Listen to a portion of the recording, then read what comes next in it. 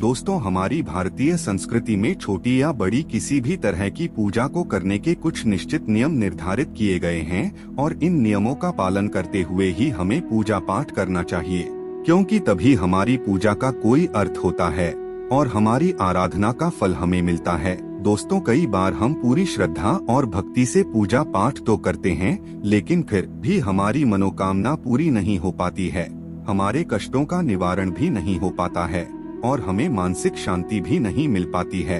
ऐसा क्यों होता है? आखिर क्यों आपको आपकी पूजा का मनोवांछित फल प्राप्त नहीं होता और आपका मन भी सदैव अशांत रहता है? तो दोस्तों, इसका कारण ये भी हो सकता है कि आपकी पूजा करने का तरीका शायद गलत हो या आप पूजा करते समय कुछ जरूरी चीजों को भूल रहे हैं। हो सकता है कोई ऐसी गलती कर रहे हैं जिसकी वजह से आपकी आराधना ईश्वर तक नहीं पहुंच पा रही है। दोस्तों, हमारे शास्त्रों में जितनी भी पूजा सामग्री बताई गई है, उनमें सभी वस्तुओं की अपनी एक विशेषता और महत्व है।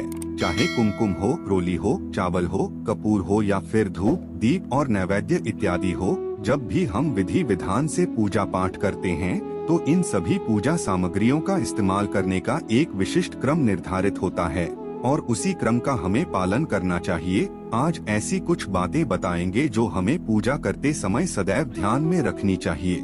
साथ ही भगवान श्री कृष्ण के अनुसार ऐसी वो कौन सी चीज है जिसे पूजा घर में रखने से सुख, समृद्धि और ऐश्वर्य की प्राप्ति होती है, आइए जान लेते हैं। लेकिन दोस्तों, उससे पहले आपसे रिक्वेस्ट करते हैं कि वीडियो को लाइक जरूर करिएगा, दोस्तों को शेयर कर दीजिएगा और अगर आपने अभी तक चैनल को सब्सक्राइब नहीं किया है तो चैनल को सब्सक्राइब करके बेल आइकन जरूर दबाइए। पूजा करते समय सबसे पहले तो ये देखिए कि आपका मंदिर सही दिशा में है या नहीं। वास्तु के अनुसार घर में मंदिर सदैव ईशान कोण यानी उत्तर पूर्व दिशा में होना चाहिए। प्रतिदिन सुबह उठकर स्नान आदि से निवृत्त होकर तथा स्वच्छ कपड़े पहनकर ही नियम पूर्वक भगवान की पूजा करनी चाहिए और सुबह शाम ईश्वर के सामने एक दीपक अवश्य जलाना चाहिए। मंदिर और उसके आसपास की जगह साफ सुथरी रखें। भगवान नहलाकर कुमकुम का तिलक लगाकर फूल चढ़ाने चाहिए। हालांकि प्रत्येक घर में पूजा के नियम होते हैं, उन्हीं को ध्यान में रखकर एक क्रमबद्ध तरीके से पूजा करें।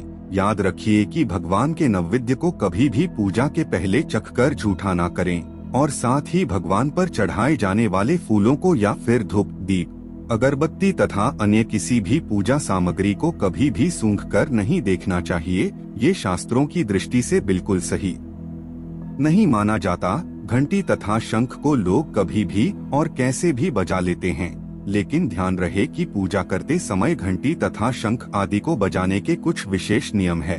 हमें केवल आरती के समय ही घंटी और शंख को बजाना चाहिए। इससे वातावरण की नकारात्मक ऊर्जा सकारात्मक ऊर्जा में बदल जाती है। दोस्तों, हमारी हर पूजा में कलश का एक अलग ही महत्व होता है। शास्त्रों में कलश को पूर्णता का प्रतीक माना गया है।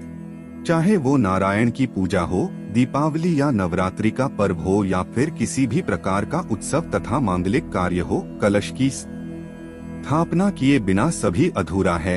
पूजा में कलश का उपयोग देवताओं का आवाहन करने के लिए किया जाता है। ईश्वर के सामने तांबे के कलश में पानी भरकर रखना इतना शुभ होता है कि यदि हम अपनी रोज की पूजा करते समय भी भगवान के सामने तांबे के कलश में पानी भरकर रखें तो उसका चमत्कारी प्रभाव हमें अवश्य देखने को मिलता है। इसके लिए मुख्य रूप से तांबे का ही कलश लें। कलश पर कुमकुम से स्वस्तिक चिन्ह बनाकर उस पर अक्षत चिपकाएं और मौली बांधे। फिर कलश में शुद्ध पानी भरकर उसमें थोड़ा सा गंगाजल मिला लें। कलश को भगवान के दाईं ओर रखें। फिर भगवान की पूजा करते समय कलश की भी पूजा करें। फिर पूरे मन से भगवान के साथ साथ कलश को भी नमस्कार करें और सभी पवित्र नदियों का आवाहन करें।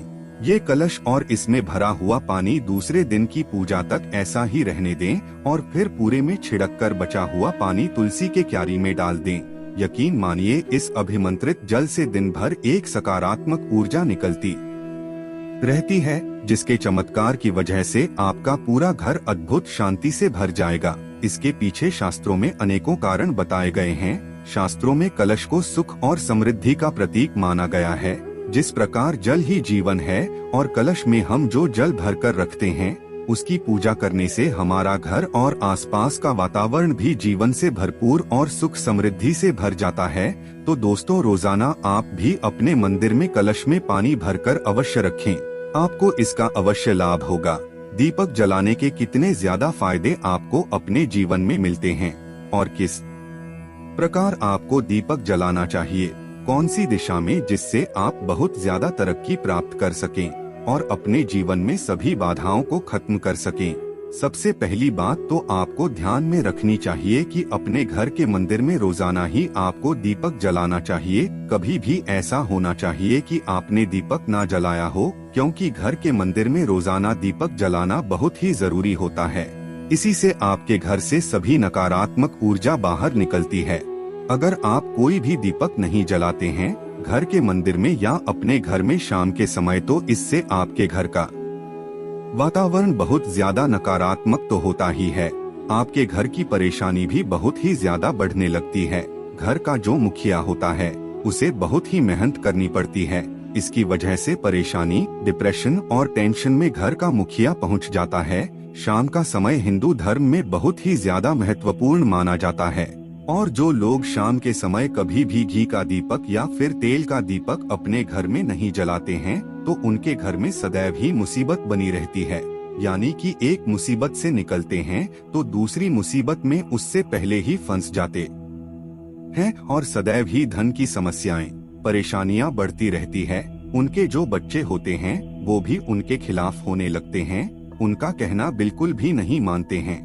इस तरह से घर का पूरा माहौल ही दुखपूर्ण होने लगता है।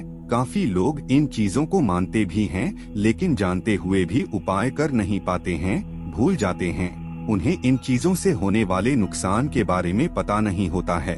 इसलिए रोजाना आपको एक घी का दीपक या फिर तेल का दीपक जलाना बहुत ही जरूरी है। अगर नहीं जला सकते हैं तो कोई और व्यक्ति भी आपके घर में दीपक जला सकता है, लेकिन रोजाना दीपक जलाना बहुत ही जरूरी होता है। इसी से आपकी सभी नकारात्मक ऊर्जा आपके घर से सदैव बाहर रहती है। दोस्तों, शाम का समय ऐसा होता है जिस समय नकारात्मक ऊर्जाएं बहुत ही ज्यादा प्रबल होती है और आपके घर में प्रवेश कर जाती है। ऐसे में अगर आप घर में या घर के मंदिर में दीपक नहीं जलाते हैं तो नकारात्मक ऊर्जा आपको बहुत ही ज्यादा परेशान करती है, आपके सभी काम बिगाड़ने लगती है। जिस समय सूरज डूब जाता है उसी समय ये नकारात्मक ऊर्जा बहुत ही ज्यादा प्रबल हो जाती है। उसी समय आपको मुंह हाथ धोकर दीपक जलाना चाहिए। अगर आप खुद नहीं कर सकते हैं तो कोई और व्यक्ति भी आपके लिए ऐसा कर सकता है।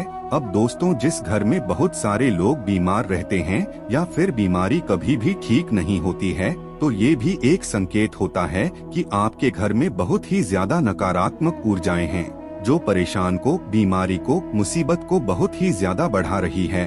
इन सभी चीजों को खत्म करने के लिए आपको अपने घर में जब सूरज ढल जाता है तो उस समय घी का दीपक या फिर सरसों के तेल का या तेल के तेल का दीपक भी पूर्व दिशा में आप जला सकते हैं। लेकिन रोजाना इन चीजों को करना बहुत ही जरूरी है, तभी आपको इसके लाभ मिल पाते हैं। अगर आपके घर में धन से जुड़ी समस्या, नौकरी या व्यवसाय से जुड़ी हुई समस्या बहुत ही ज्यादा होती है, तो आपको अपने घर के उत्तर दिशा में रोजाना ही दीपक जलाना चाहिए। इसे एक भी दिन आप मिस ना करें। अगर रोजाना आप उत्तर दिशा में घी का दीपक जलाते हैं तो इससे आपकी धन से जुड़ी हुई समस्याएं खत्म हो जाती है।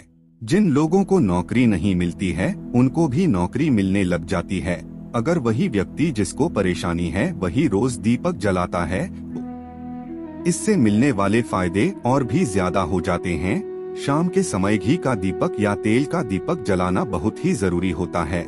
आप कभी भी इनको नजरअंदाज ना किया करें, क्योंकि इन्हीं से आपके जीवन में परेशानियां बढ़ जाती है और आपको मुसीबत का सामना करना पड़ता है। आपको ये जानकर हैरानी होगी कि जो भी घी का दीपक आप जलाते हैं उससे जो निकलने वाली ऊर्जा होती है वो आपके घर में जब फैलती है तो इससे घर का माहौल एकदम से सुखमय बनने लगता है, यानी कि सकारात्मक होने लगता है।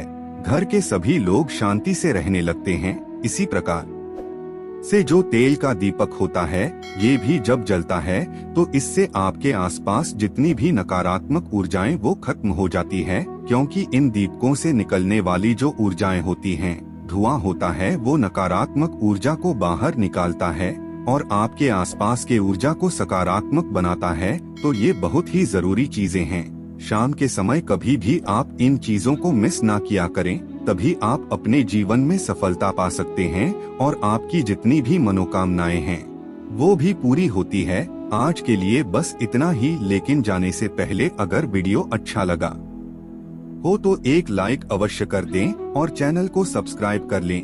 वीडियो के अंत तक बने रहने के लिए आप सभी का बहुत बहुत धन्यवाद दोस्तों।